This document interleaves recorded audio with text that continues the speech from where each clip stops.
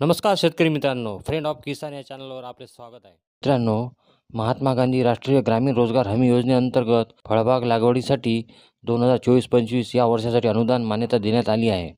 ही अत्यंत महत्त्वाची बातमी आहे मित्रांनो.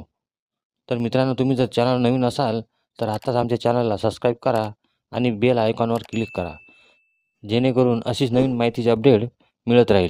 तर मित्रांनो, यामध्ये बांबूला सर्वाधिक हेक्टरी 7 लाख रुपये तर शेवग्याला 1,33,000 रुपये अनुदान मिळणार आहे. वैयक्तिक लाभार्थ्यांना हे अनुदान मंजूर झाले आहे.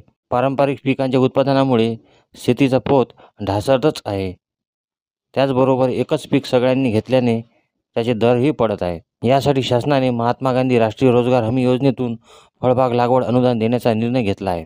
कृषी विभागाच्या वतीने 9 प्रकारच्या फळबागांसाठी अनुदान दिले जाणार आहे. कोल्हापूर जिल्हा फळबागासाठी पोषक. कोल्हापूर जिल्ह्याचे 4 लाख हेक्टर पेरक्षेत्र आहे. त्यापैकी 2 लाख हेक्टर ऊसाचे पीक घेतले जाते. त्यापाठोपाठ 92,000 हेक्टरवर भात तर 80,000 हेक्टरवर भुईमूग व सोयाबीनचे पीक घेतले जाते. या पिकांच्या तुलनेत फळबाग लागवड अवघ्या 115 हेक्टरवर आहे. येथील वातावरण पाहिले तर आंबा, काजू, बांबू, नारळ, पेरू, शेवगा, लिंबू ही पिके मोठ्या प्रमाणात घेता येऊ शकतात. फळबाग लागवडीसाठी मिळणारे अनुदान फळपीक प्रति हेक्टरमध्ये मंजूर अनुदान पाहूया. आंबा 1,98,042, काजू 1,35,837 रुपये, बांबूसाठी 7 लाख रुपये, नारळ 1,70,101 रुपये, पेरू 1,60,660, शेवगा 1,33,169, लिंबूसाठी 1,70,340, केळीसाठी 2,79,600 रुपये, तुतीसाठी 4,18,815 रुपये.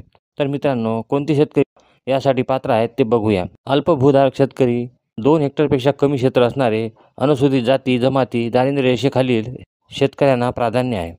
यासाठी किमान 5 गुंठे ते 2 हेक्टरपर्यंत लाभ घेता येतो. तर मित्रांनो, अधिक माहितीसाठी कृषी सहाय्यक तालुका कृषी अधिकाऱ्यांशी संपर्क साधावा. तर मित्रांनो, पुन्हा भेटूया अशाच नवीन माहितीसह. नमस्कार. व्हिडिओ आवडले असल्यास व्हिडिओला लाईक करा, कमेंट करा आणि जास्तीत जास्त शेतकरी बांधवांना शेअर करा. भेटूया पुन्हा नवीन व्हिडिओसह, नवीन अपडेटसोबत. नमस्कार.